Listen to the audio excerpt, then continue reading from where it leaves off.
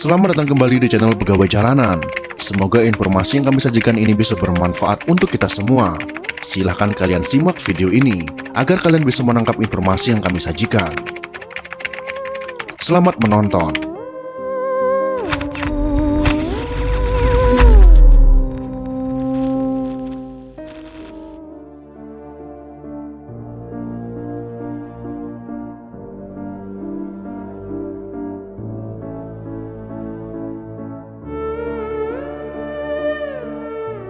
Sudirman tak pernah punya cita-cita menjadi seorang jenderal. Maklum, dia sadar bahwa Bumiputra biasa macam dirinya mustahil jadi seorang jenderal. Dirinya juga tak menyangka akan diangkat jadi Letnan Jenderal Panglima Tentara Keamanan Rakyat atau TKR oleh pemerintah. Ini adalah kejadian istimewa, sebab banyak jenderal baru meraih bintang di pundak setelah masa pengabdian 2 dekade atau lebih. Sedangkan Sudirman bisa meraihnya dalam hitungan tahun saja. Sebenarnya latar belakang militer Sudirman tak diawali dengan mengkilap. Pria kelahiran Purbalingga pada tanggal 24 Januari tahun 1916 ini hanya pernah jadi semacam hansip yang mengantisipasi serangan udara di zaman kolonial Belanda. Dan 3 bulan latihan menjadi calon komandan batalion di Bogor pada zaman Jepang. Setelahnya dia langsung jadi komandan batalion sekitar 2 tahunan. Bisa dibilang pendidikan militer Sudirman kurang. Lantas mengapa Sudirman bisa jadi jenderal? Tentu saja karena paksaan revolusi kemerdekaan Indonesia yang serba darurat pada saat itu. Sudirman tentu dikenal dan makin dipercaya berkat pertempuran Palagan Ambarawa pada akhir tahun 1945. Meskipun korban di pihak Indonesia jauh lebih besar dibanding pasukan Inggris yang menang pada Perang Dunia Kedua, pertempuran itu dianggap sebagai kemenangan yang gemilang. Orang-orang Indonesia sangat gembira. Mereka menganggap bahwa pengunduran terpaksa dari pihak sekutu itu adalah suatu kemenangan taktis militer. Tulis Ben Anderson dalam Revolusi Pemuda, Pendudukan Jepang dan Perlawanan di Jawa 1944-1946, tahun 1988, halaman 174.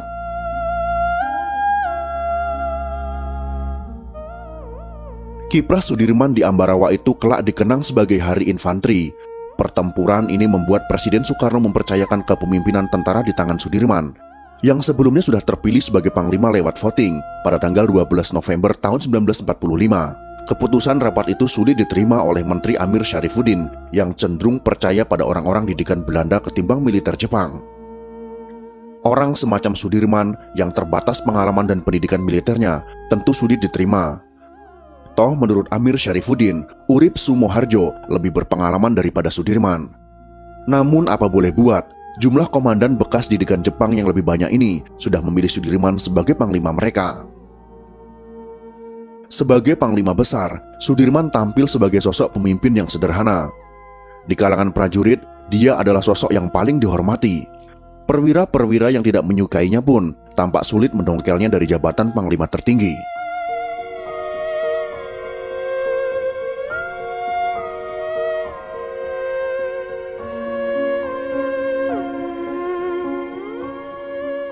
Di luar internal TKR, yang jadi cikal bakal Tentara Nasional Indonesia atau disingkat dengan TNI, Sudirman fokus pada musuh yang besar dan nyata, yaitu tentara Belanda yang dipimpin oleh Letnan Jenderal Simon Hendrik Spoor. Kala itu, tentara Belanda terbilang lebih kuat dari TKR atau TNI yang dipimpin oleh Sudirman. Kata Adolf Lembong yang lebih berpengalaman dalam bergerilya, TNI adalah tentara miskin.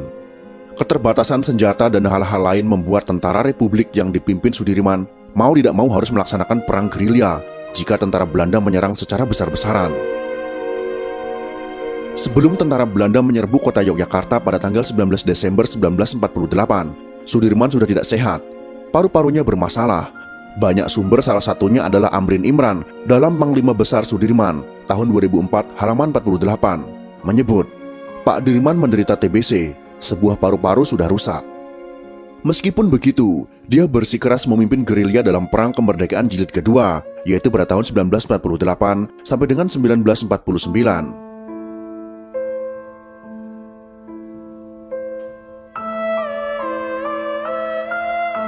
Beliau memimpin perang gerilya sambil menghindari perburuan serdadu-serdadu Belanda yang bersenjata lengkap dan lebih terlatih dari TNI.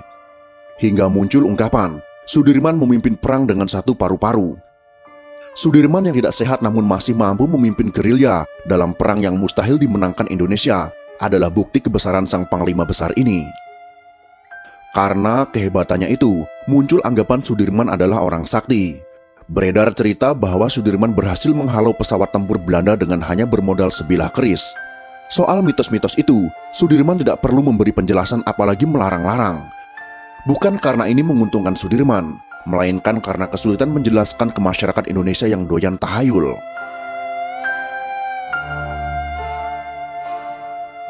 Terlepas dari heroisme dalam Perang Kemerdekaan II dan kecemerlangan di Palagan Ambarawa, pria yang pernah menjadi guru di SD Muhammadiyah ini sudah dianggap sebagai bapak tentara yang lebih dari menguatkan tentara, melainkan juga membuat tentara jadi kekuatan yang penting di dalam negara.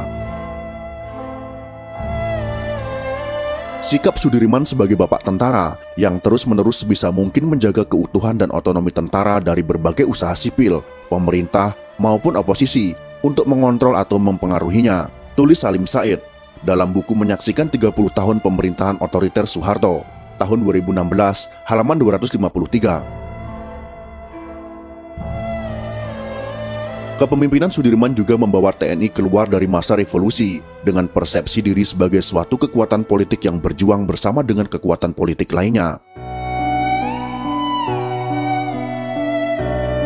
Ketika Wakil Presiden Muhammad Hatta punya wacana memperkecil jumlah tentara karena amat kecilnya anggaran untuk militer di masa revolusi itu, Sudirman tidak terima.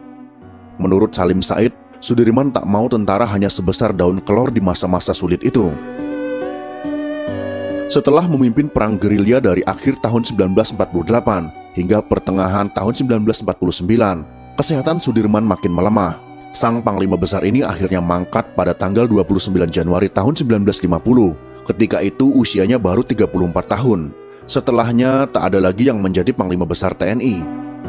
Sudirman yang menjadi panglima besar pertama ini tentu dikenang oleh ABRI yang kini menjadi TNI. Hampir tiap kota di Indonesia punya jalan dengan nama Jenderal Sudirman. Pada tahun 1997, Sudirman dianugerahi pangkat Jenderal Bintang 5 karena jasa-jasanya sebagai bapak TNI. Bersama Sudirman, dua penerima lain Bintang 5 ini adalah Jenderal Ahmad Haris Nasution dan Jenderal Soeharto. Keduanya adalah mantan bawahan Sudirman di zaman revolusi dahulu. Hanya 3 orang ini yang tercatat punya bintang 5 dan dipanggil sebagai jenderal besar. Ketiga perwira tinggi itu telah mengabdi secara istimewa bagi kepentingan ABRI, bangsa, negara dan rakyat Indonesia, kata Panglima ABRI Jenderal Faisal Tanjung pada tahun 1997 silam. Di Asia Tenggara, negara yang memiliki jenderal bintang 5 lain adalah Vietnam, yaitu Phuong Nguyen Giap. Dia lebih tua dari Sudirman, dan sebelum masa-masa perang juga pernah menjadi pengajar. Pho dianggap sukses dalam menghalau Prancis dalam Perang Dien Bien Phu pada tahun 1954, dan ikut menghalau tentara Amerika dalam Perang Vietnam dengan gemilang. Sedangkan Pho baru meninggal pada tahun 2013. Dengan menjadi jenderal besar, Sudirman pun bersanding sejajar bersama Phuong Nguyen Giap dari Vietnam, Georgy Zhukov dari Uni Soviet, Douglas MacArthur dari Amerika Serikat, maupun Erwin Rommel dari Jerman sebagai jenderal legendaris.